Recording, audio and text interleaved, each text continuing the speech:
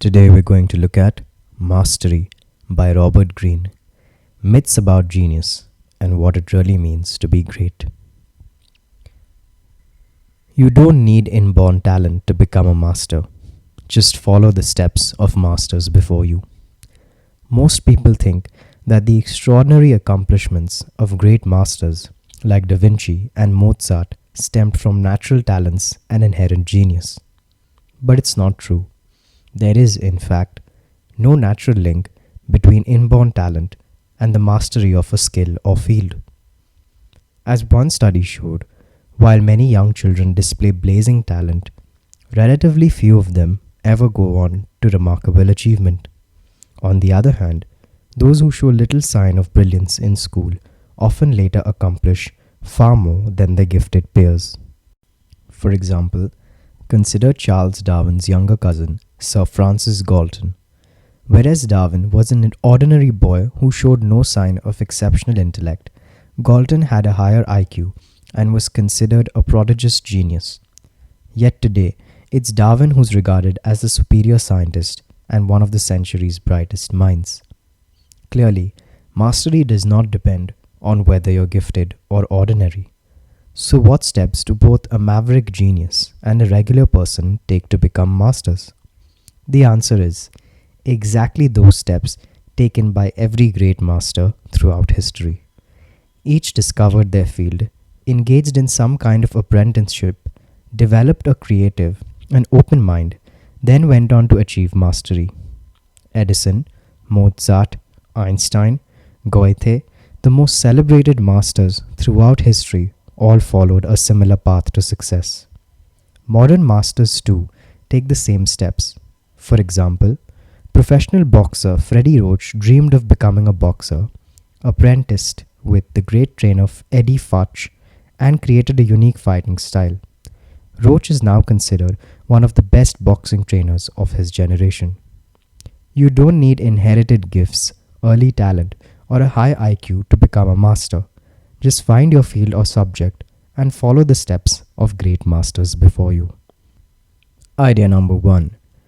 Each one of us has an inner calling which guides us towards our vocation in life, a discipline or field that we wish to master. Have you ever had the feeling that a discipline or field was tailor-made just for you, and that working in that field is your destiny? You need to trust that feeling. Each one of us is unique and original through and through. Due to the endless possible combinations of DNA in our bodies, we are a one-off phenomenon. Like snowflakes, no two humans are exactly alike. So why is it then that we don't all act unique? Due to incredible social pressure to blend in, we suppress our uniqueness in the vain hope that just doing what everyone else does will keep us out of trouble. While adopting this disguise might have its advantages, it's actually our uniqueness as individuals which spurs us to find our inner calling.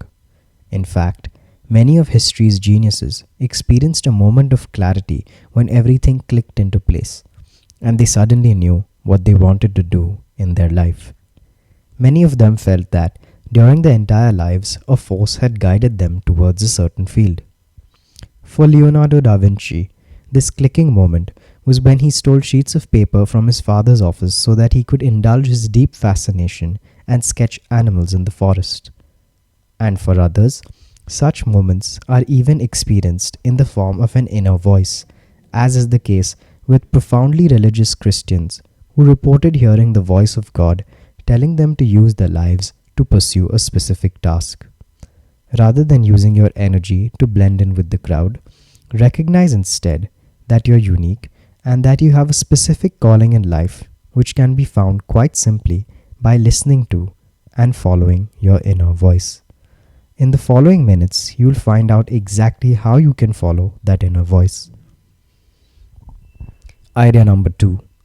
Your main goal in a new field should not be immediate success or money, but to learn as much as possible. When people look for a way in to a particular field, an internship or a first job, they often search for positions which promise the greatest prestige or financial reward. But there are other, more important rewards to consider. For one, a job that gives you an opportunity to learn can be worth doing even if it doesn't pay well. Other more prestigious, well paid positions will be available to you later, and the practical knowledge you gain from those early, badly paid jobs will ultimately pay off for decades to come. Consider boxer Freddie Roach. He chose to take an unpaid position at a boxing center, using his time there to develop the skills necessary to his professional career. Ultimately, his decision paid off. Roach eventually earned far more money than if he'd taken a different, paid job early on. Many other masters made a similar choice in their early years. For example, in his youth, Charles Darwin rejected both a place at a medical school and a well paid job in the church. Instead, he convinced his father to allow him to work as an unpaid naturalist on the HMS Beagle, where he could study exotic plants and animals. The observations he made during that voyage helped him to develop his famous theory of evolution. Or consider Benjamin Franklin, who, rather than taking over his father's lucrative candle making business, chose to work at a printing business. This meant a far longer apprenticeship and financial uncertainty, but Franklin recognized he could use this position to learn how texts were composed, a skill that would later benefit him greatly.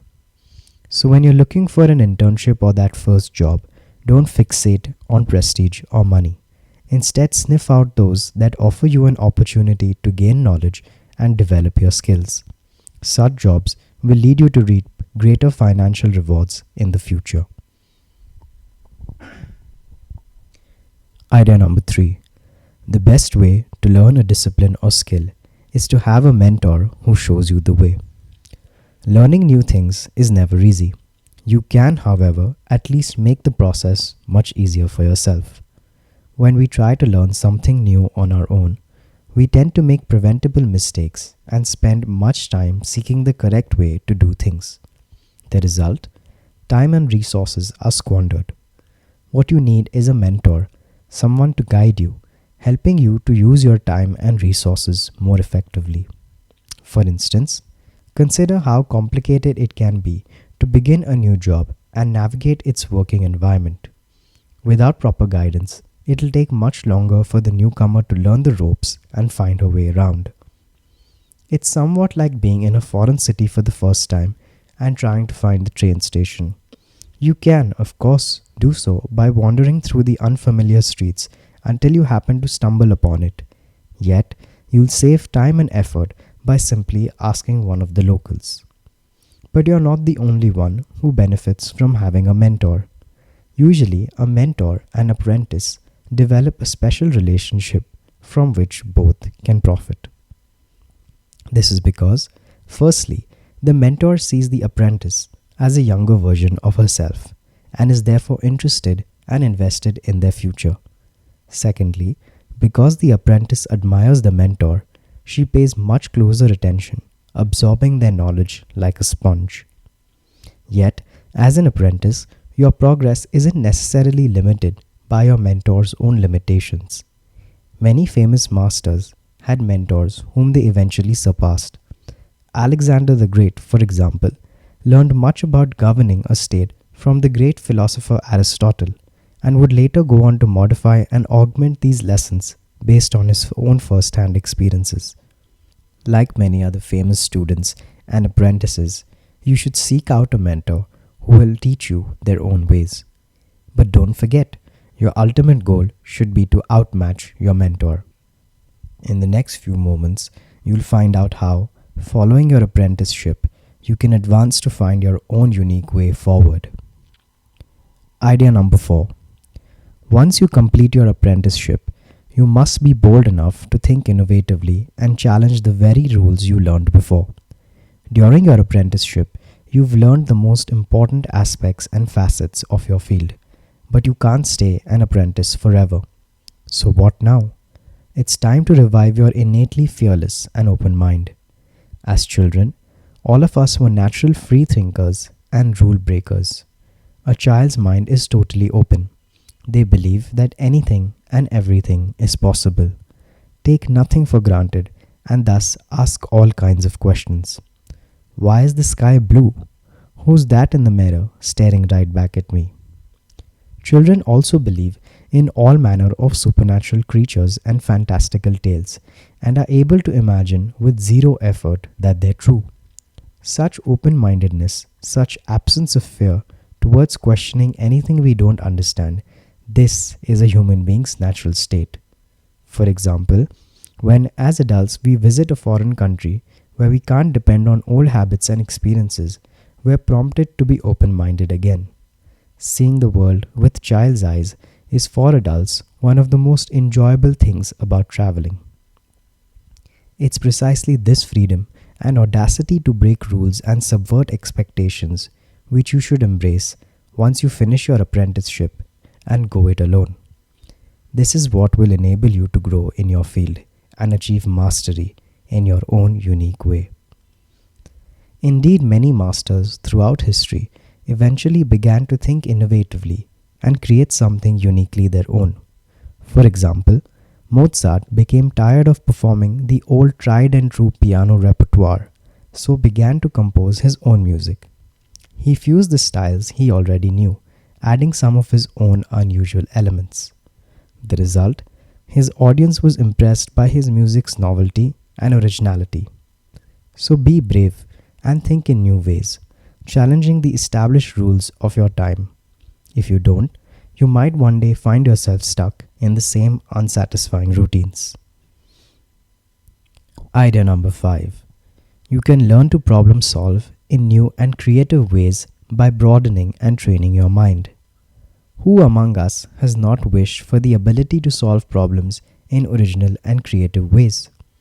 Well, luckily, this ability can be trained. First, we must unshackle and broaden our minds because we have a natural tendency to think too narrowly. Humans quickly become creatures of habit, loyally repeating the same actions without reflection. Once a process has been proven to work in a particular situation, we tend to use it for every similar situation without pausing to ask, is this really the best way to solve this particular problem? Similarly, the standards and conventions our culture depends on might be essential for quick, functional communication, but they can also seriously hinder our potential for creative, innovative thinking. For example, in order to identify things quickly, we use clear binary distinctions: man and woman, body and mind, fiction and fact. As we become habituated to using them, we also become desensitized to the nuances that lie between. The second thing we must do to improve our creative thinking is to train our brains to quickly make new and uncommon connections. One famous study showed that after 10,000 hours of practice in a given field, the brain is qualitatively changed and makes brand new connections between formerly unconnected areas. This enables you to quickly see any given problem in that field in a new and broader way. This is best demonstrated in the human ability to solve a specific problem while apparently thinking about something completely different. Ever had a eureka moment while in the shower or taking a walk? You're in good company. Einstein, for example, played the violin while he pondered theoretical problems, claiming that this helped him lead to the solution. So don't resign yourself to the notion that people are either born creative thinkers or not. You can control and train your brain. By following the above steps, a more open and creative mind can be achieved much faster than you might believe. Finally, you will learn what exactly mastery is. Idea number 6. Mastery. Practice a skill until it's automatic, so your mind and body act as one, freeing you to focus on the bigger picture. So what exactly is mastery? You might have experienced it already in high-pressure situations when your body responded immediately and automatically to your mind's commands. This enables masters to see the big picture rather than just the details. And indeed, many masters have described their talent in these terms. Chess master Bobby Fischer, for example, saw beyond the individual moves of a game instead perceiving moving fields of forces that revealed the many ways a game could play out. Similarly, pianist Glenn Gould saw the entire architecture of a given piece of music as he played, not only the part he was playing at that moment. This freed him to masterfully coordinate the different parts of a composition as he performed. Masters can do this because they've developed an automatic connection between mind and body, a connection that is actually deeply rooted in our nature. In fact, for every animal, mental decision and physical actions are experienced as one. For example, in the exact moment a bee decides to sting you, it acts on it. The bee simply reacts to sensory input, its nerves issuing a command to the body. No second guessing the reflex, no abstract thinking. And according to one theory, our primal ancestors didn't separate mind and body either. Separation occurred once we developed the capacity for abstract thought. This is what enabled us to suppress certain reflexes. For example, when threatened, humans don't automatically attack or run away. They try to talk things out. But this separation also meant that any sense of a unified mind and body was lost. As a master, your mind and body will become one, enabling you to reach a new level of understanding and skill.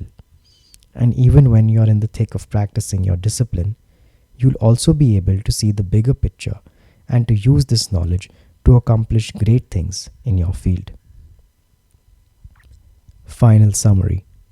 The main message of this book is: to achieve mastery, you need to find your own unique inner calling. Study and learn a great deal under a mentor during an apprenticeship. And finally, develop an independent and creative way of thinking. Studying the lives of other great masters can give valuable insight on this task. Who can achieve mastery? You don't need inborn talent to become a master. Just follow the steps of masters before you. Each of us has an inner calling which guides us towards our vocation in life, a discipline or field that we wish to master. What constitutes a good apprenticeship? Your main goal in a new field should not be immediate success or money, but to learn as much as possible. The best way to learn a discipline or skill is to have a mentor who shows you the way. How can masterful, creative thinking be achieved? Once you complete your apprenticeship, you must be bold enough to think innovatively and challenge the very rules you learned before. You can learn to problem solve in new and creative ways by broadening and training your mind. What exactly is mastery? Mastery: practice a skill until it's automatic, so your mind and body act as one, freeing you to focus on the bigger picture.